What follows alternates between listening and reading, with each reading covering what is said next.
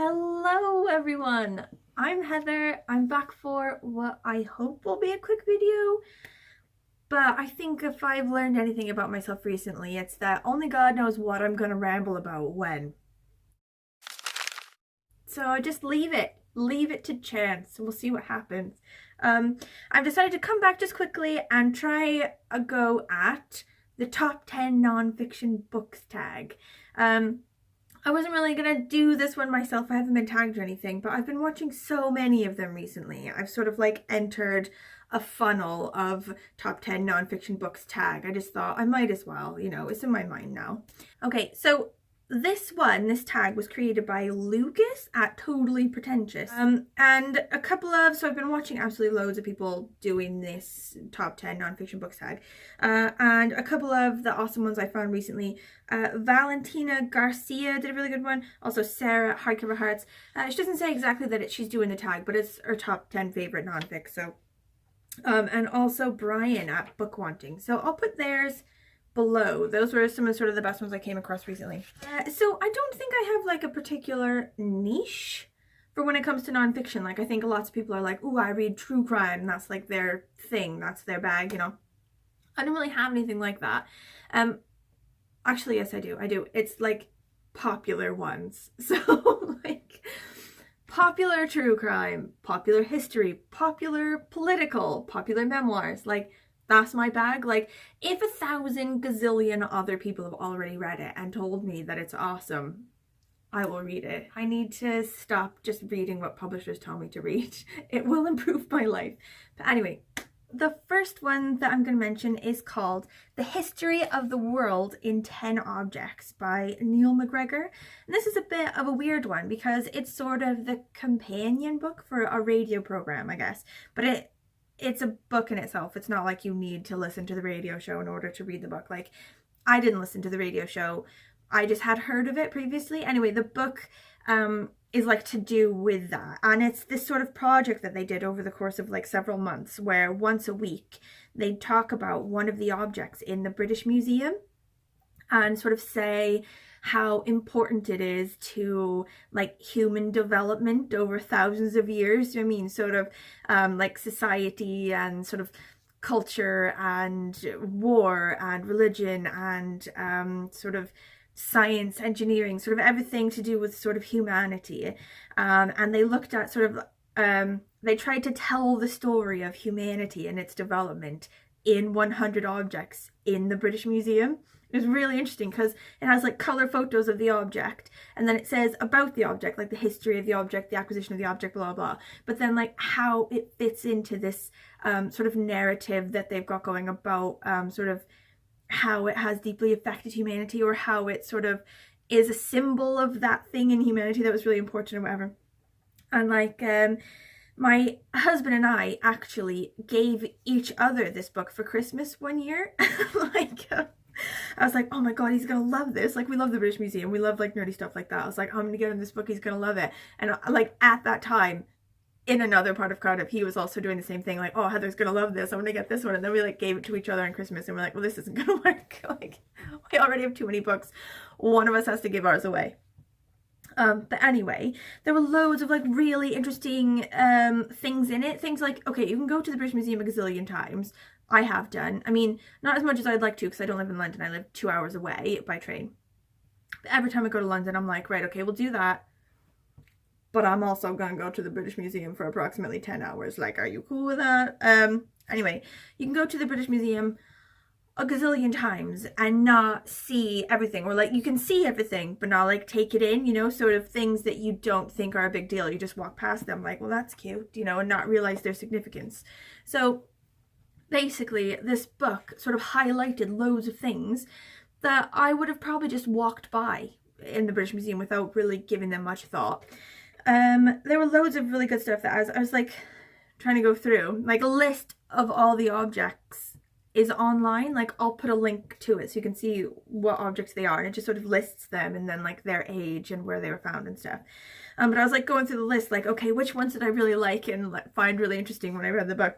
One of them was this like writing tablet that they found in Iraq, and I think it's from 3000 BC, and it talks about just like, I don't know, like a receipt for beer or something like that. There was also this, like, what they called a mold gold cape, which is actually from Wales. They found it in Wales, and it's like to do with like Celtic royalty, or like the sort of like original sort of Celtic peoples, and displays of wealth or whatever. But it's literally like gold, and it looks like a thing. Like, I'll put a picture up, but it's like, how would your arms move? Like, they're sort of like stuck down. Like, is it supposed to be a status symbol in that you won't have to use your arms? Like, I'm so rich, I don't need to use my arms. Like, I don't really get it, but it's really pretty. It's like gorgeous gold color, everything. There was also the Rosetta Stone, obviously. But what they were saying about it was stuff that you wouldn't normally know about it. Like, you know that they unlocked like the key to these ancient languages or whatever by using this tablet. But sort of like how they found it and who was involved and stuff like that was really interesting. Oh yeah, there was this Sutton Hoo helmet thing. So in England, they found this like hoard of stuff that was like treasure and like battle armor and all this sort of stuff. It was from 600 AD, and one of them was this helmet, but it is creepy. It's so, like, it's weird. Like, I'll put a photo up, but it's like you look at it and you're like, this is straight up horror movie. Like, I can't believe that they found this in England. Anyway, that was super, super interesting, and I should read it again. Like, I reckon, I'm not really a rereader of books, but I reckon I could give that one another go. Like, actually, I may have given it away. Oh, this is my problem. Anyway, that was number 1. Okay, number 2 is As You Wish, Inconceivable Tales from the Making of the Princess Bride by Carrie L. West. Holy shit. Anyone who loves this movie like I love this movie needs to read this book. It's so good. So, like, I'm obsessed with The Princess Bride. It came out the year I was born. It's literally as old as me. And I've seen it a gazillion times. And you can watch it a million times and not know anything about it. Or, like, loads of the actors that are in it aren't famous for anything now. You know, so people watching it now will just be like, who the hell are these people? You don't know anything about the actors. You don't know anything about the story. Anyway, this sort of like reveals all that stuff and has like really funny stories and like memories and stuff from the cast and crew that happened at the time. Sort of like loads of like in-depth background stuff and like funny stuff and like how things came to be a certain way. So like Carrie was saying a part about where he was really stupid and he like broke his foot or something, doing something that he expressly wasn't allowed to be doing. And he tried to hide it. He tried to show up to like work and be on the set like, I'm fine, I'm fine, I'm fine, like that. And it like went off badly. But the part where, if you see the movie, where he has to like fly down the hill, like he has to fall and he's like, as you wish, and he's like rolling down the hill or whatever. Right before that, he like limps really badly doing it, and that was real, apparently. Like, it's like a proper limp, like he'd broken his foot or like something like that. Anyway, okay, so the next one is Prisoners of Geography, 10 Maps That Explain Everything About the World by Tim Marshall.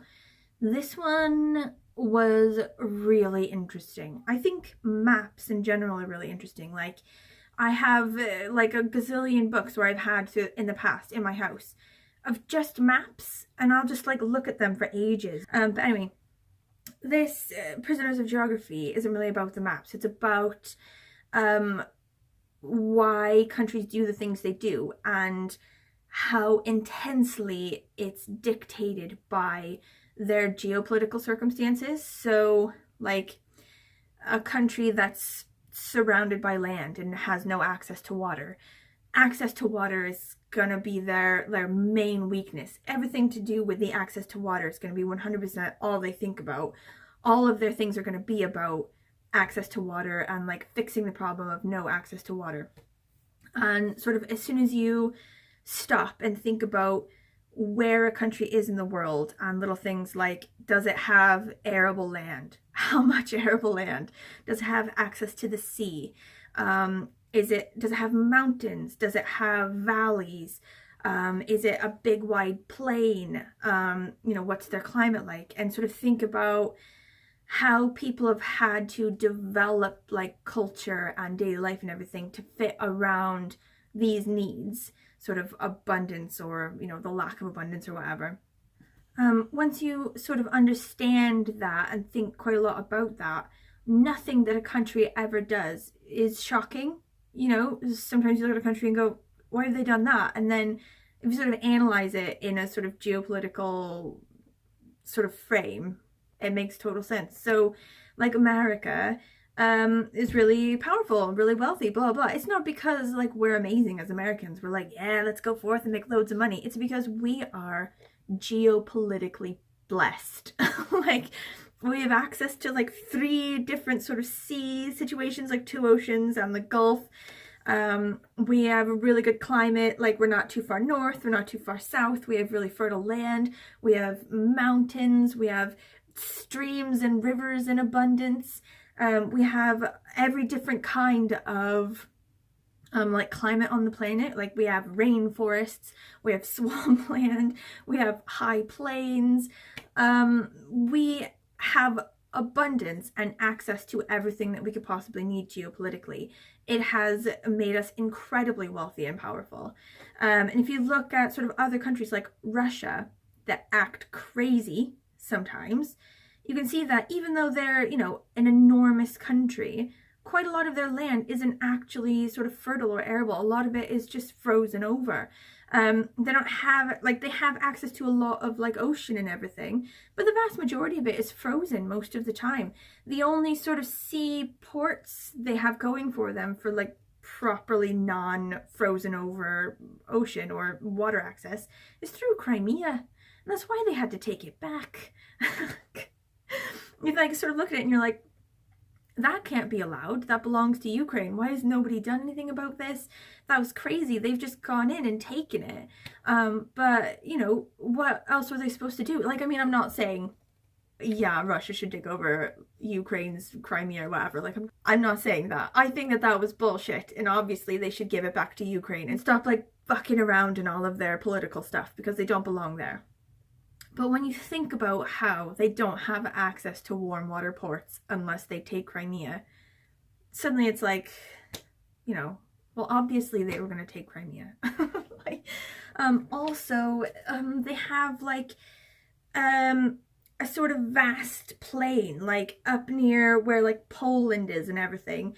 The reason they keep sort of taking all of these other countries is because they need that sort of buffer zone of sort of flat sort of land between sort of them and anyone invading them and things like that. Like, I'm not expressing it very well, obviously, but this book, it was hugely eye-opening. Like, I knew, like, I studied politics at university and I knew about geopolitical blah blah blah, but this book lays it out really well and I found it amazingly interesting. I can't believe I'm only 3 into my list.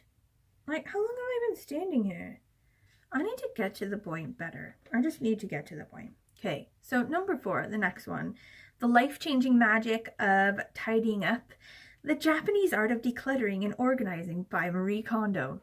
Okay, I'm not even gonna talk a lot about this one because I have talked about this book a gazillion times in all my videos. Like, I'll link the video down below. I think that I most recently talked about it.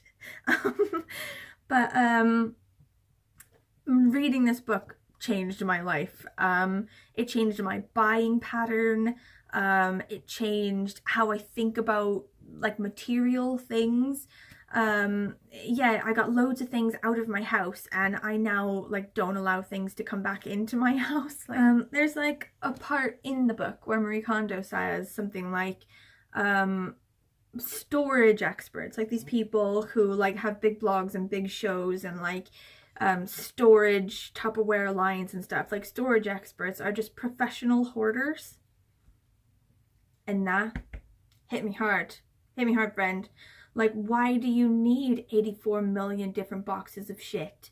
Do you know what I mean? Like, some people just like their shit and that's fair. Like, I'm not bagging on you for liking stuff, okay?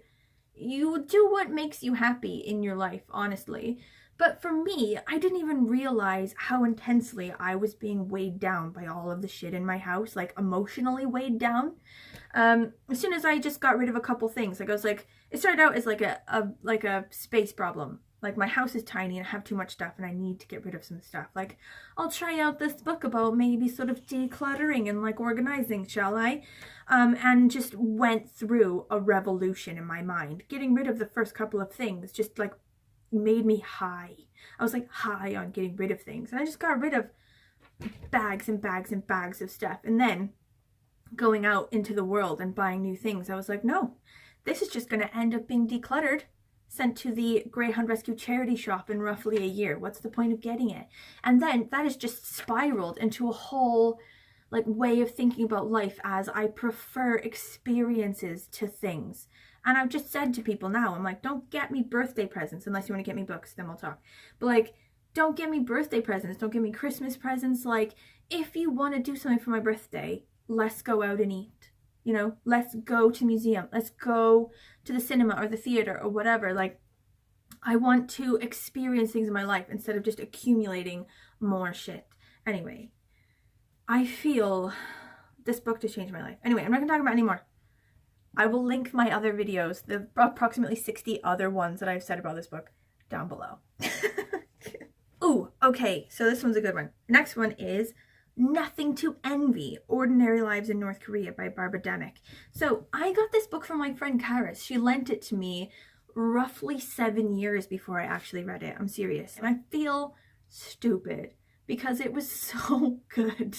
Like, when you like have a book on your shelf for absolutely ages, the worst thing ever is to read it and find out it's amazing. You just think, why didn't I read this 7 years ago? That's stupid. Anyway, so this one is about it's like, I think 6 people or so, like, it's like a handful of people, like I think 5 or 6 people, and they follow them. They're from North Korea and they end up in South Korea, all of them. So they follow them over the course of like 15 years or so. And it sort of spans a time where Kim Jong-il becomes the leader. Like, his father was the leader, his father died, he became the leader. And then also there was this huge famine that killed off, I think, like 1/5 of the population of North Korea. It was ridiculous.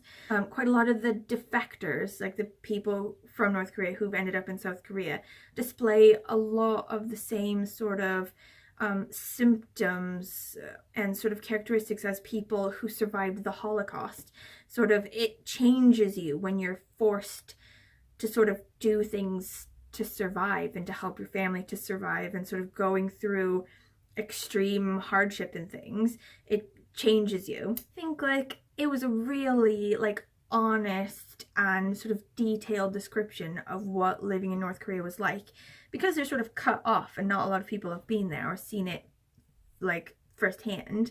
You get a lot of, I don't know, really like cartoony descriptions of things. You know, they're obviously describing it either for political reasons to make you feel a certain way politically, or just because they're like shocked by it and amazed by it and see it in like entertainment terms, you know, like as if they're watching a show. You don't get real descriptions of things, and that was really good in this book. Also, sort of most of the people in it started out being really for the system, you know. Sort of, if you think the original communist idea in North Korea should have been really good, like according to what they were going to say about it. They're like, we're going to have this and we're going to be equal and we're going to work together and sort of all this stuff. And people were really for it. There was a woman who was a doctor, you know. Women doctors at that time in the Western world, you know, were much less of a thing than in North Korea. And she was really for it. She was for her ability to provide healthcare to loads of people who wouldn't have been able to afford it. Like, everyone was equal, everyone gets healthcare, blah, blah, blah. But then obviously over time, like, things go really wrong. Like, I also remember this sort of like really cute old lady character who, like, when you see her in South Korea, she's just dressed crazy, like really bright colors and really like crazy outfits, because everything had to be so demure and conservative and everyone was so poor in North Korea that they didn't really have the opportunity to sort of like look really glam and like really extra. But also, like, there was one person in it who, even though she was living in South Korea and she was sort of getting on with her life, she wasn't coping. You know, she's by herself. she gave up on her family. She doesn't see them. She like turned her back on everything she'd ever known to live in South Korea, and she just felt really alone and isolated. She felt like she had nothing in common with the people who grew up in South Korea. That was like really interesting as well, and quite sad. But anyway. Okay, so the next one is The Badass Librarians of Timbuktu and Their Race to Save the World's Most Precious Manuscripts by Joshua Hammer. Okay, this one was really good. It's mainly, so the city of Timbuktu used to be really well known for its library, sort of in, I think, the 1400s, 1500s, something like that. It was sort of a center for learning and sort of an Islamic center and everything like that. But despite sort of being Islamic mainly, it also had all these other things, sort of Christian texts and Jewish texts and sort of secular texts. It was a sort of center for learning, and everyone was really accepting of that. And because of the really arid climate, sort of the dry, hot desert climate, it was really good for the preservation of books. It's sort of the environment that they create now, sort of artificially, in libraries to preserve the books. There was this one guy who sort of like, with lots of other countries' money, so he's like from Timbuktu. I think he's Abdel Kader or something like that. Like, I always forget his name. I'll put it up here. But he sort of came up with a plan to rebuild the library from that time. All of the books slowly trickled into other people's houses throughout the thing. Like, the books sort of still existed, but in like people's houses, just independently. And it was his plan to sort of rebuild the library with all of the sort of like American grant money, I think EU money, some UN money, I think, as well. But he sort of just went round to all these houses in Timbuktu and sort of the surrounding areas, where all these books had just sort of ended up in random normal people's basements. Do you know what I mean? Sort of be like a normal guy, normal house, normal job, you know. But except for the 400 medieval manuscripts in my basement, you know. Inherited those, don't really know what to do with them. They just live down there, you know. So he like, and like everyone was like that. Everyone in Timbuktu had like this hoard of these books or something. So he went round and sort of collected them, like bought them off people, and sort of like went through them. He's like, oh, some of them were just completely damaged, like completely moth-eaten or whatever, and there's nothing we can do about it, and that's a loss to culture. But then he found loads of other ones that were still fine, or, you know, or could be fixed quite easily. So he bought those and collected them, and he sort of built a new library, sort of his massive life's project to sort of get Timbuktu going again as the like land of learning and sort of a center for these books and stuff. But he sort of got that going just in time for Timbuktu to be sort of invaded by Al-Qaeda, I think it was.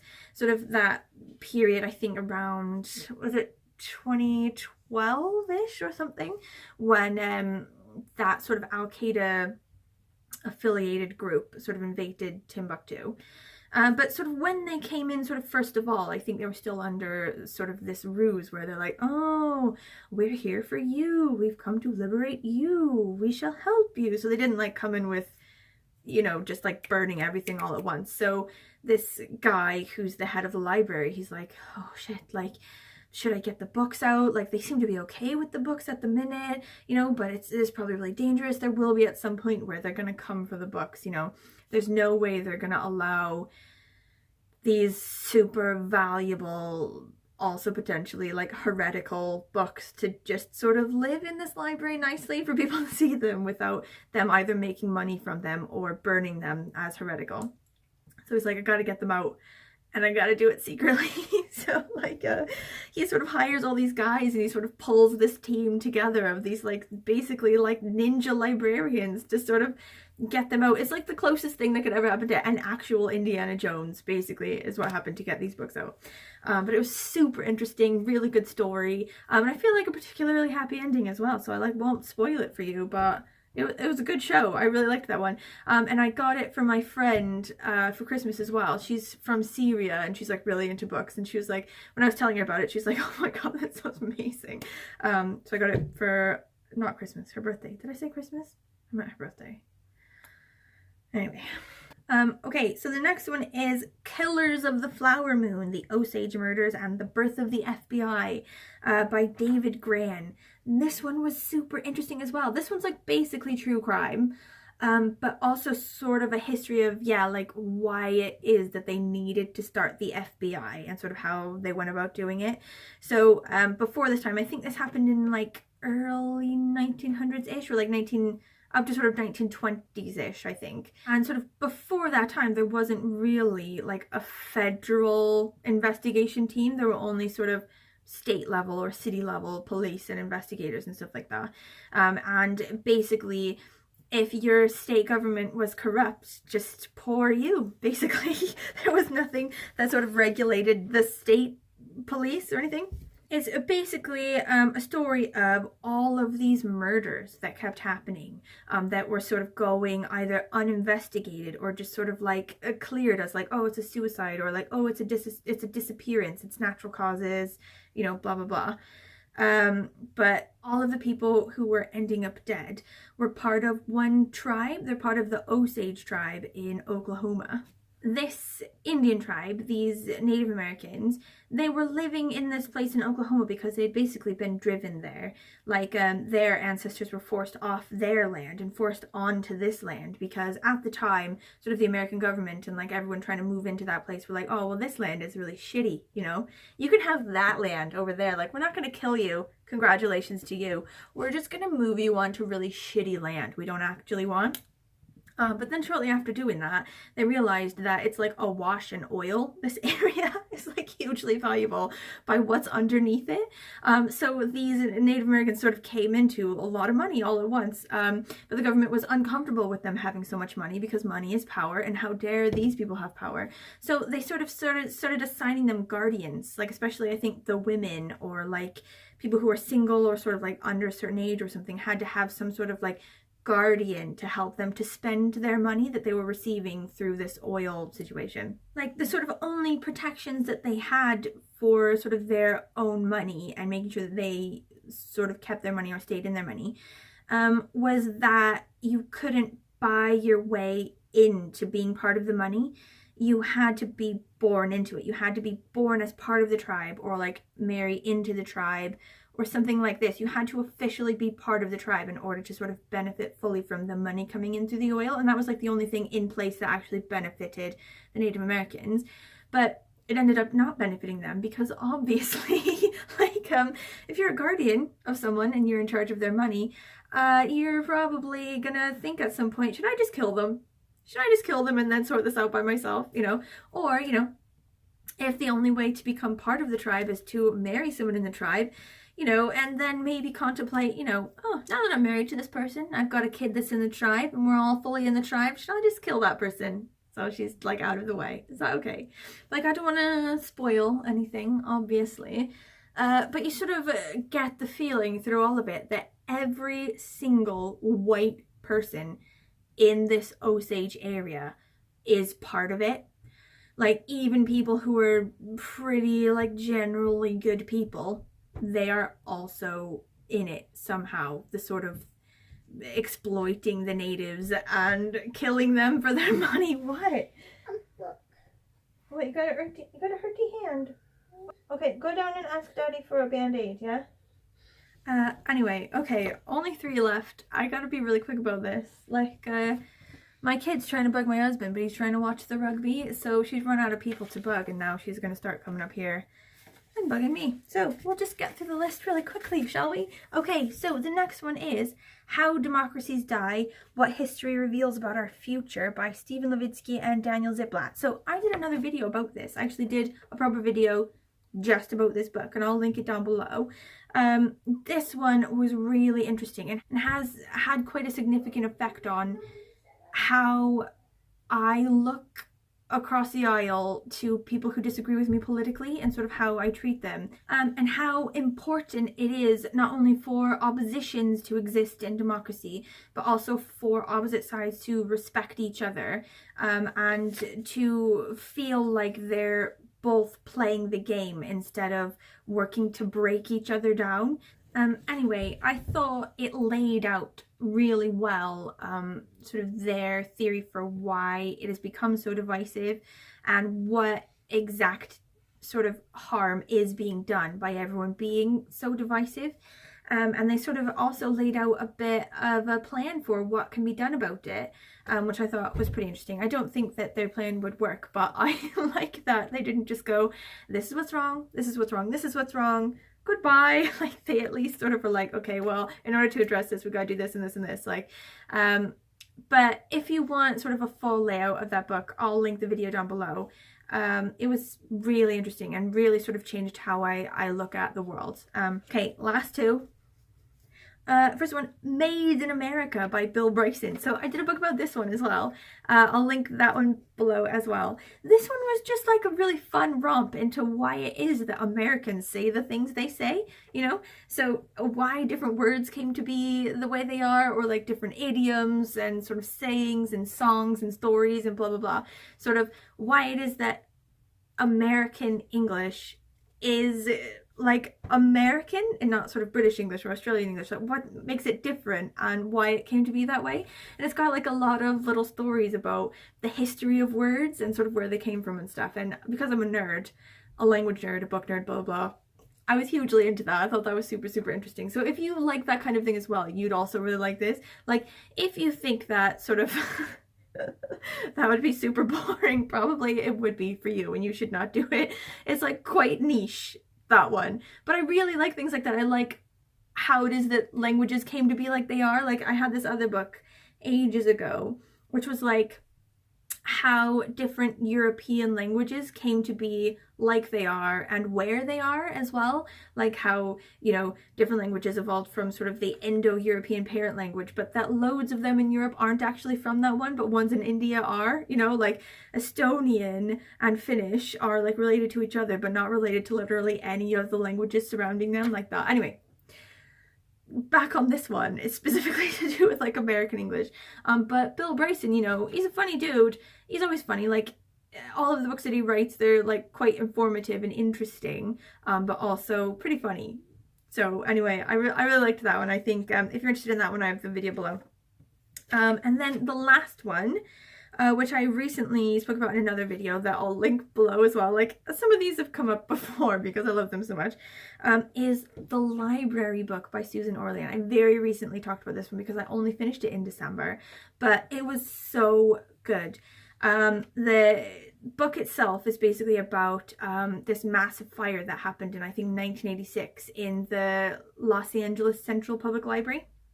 And it's a story, like, on the surface it's like about the fire. They sort of describe what happened in the fire, how it was like the hottest fire that loads of the fire people have ever seen. You know, how it like has this like rare phenomenon of being a completely clear fire. It burns so hot.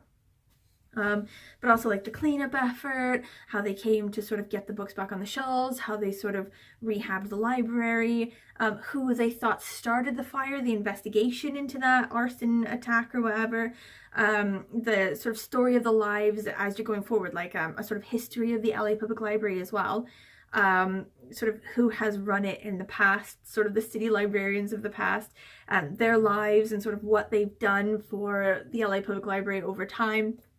But I think in general, over the course of all of it, it's just sort of an open love letter to libraries. This author just loves the crap out of libraries and always has done, and she's amazed by the success of the LA Public Library, and she's sort of using the description of that as sort of a way to just sort of declare her love for libraries in general.